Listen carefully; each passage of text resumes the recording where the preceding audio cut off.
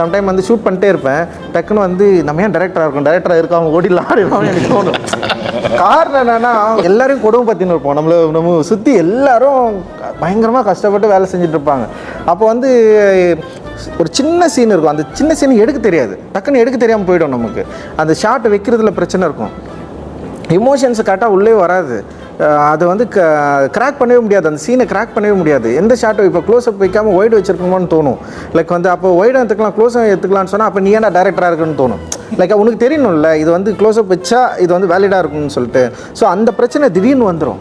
அது வந்து நான் நிறைய முறை மாட்டியிருக்கேன். நான் அந்த டைம்லலாம் வந்து நம்ம ஒரு வேளை ஏமாத்துறோமோ டேரக்டரா அப்படின்ற மாதிரிலாம் எனக்கு தோணும். சரி, அதுக்கப்புறம் யோசிச்சு நானே எனக்கு ஒரு பதில் சொல்லி சரி ஓகே இதை வந்து நம்ம ட்ரை பண்ணுவோன்னு சொல்லிட்டு ஃபைட் பண்ணி எடுப்பேன். ஆனால் ஒரு சில டைம் வந்து சரியாக வராது. ஆனால் ஒரு சில டைம் வந்து நம்ம நினச்ச மாதிரி பயங்கரமாக ஒர்க் ஆகும். டிரெக்டராக எனக்கு ஒரு பெரிய லவ் இருக்கும் அந்த சீன் மேலே. ஆனால் ஆடியன்ஸ் அது எது ஒர்க் ஆகாமல் போதோ அது பயங்கரமாக பாராட்டுவாங்க, சூப்பராக இருக்குவாங்க. எனக்கு ரொம்ப பிடிச்சிருக்குல்ல அந்த சீன் ரொம்ப சாதாரணமாக கடந்து போயிடுவாங்க.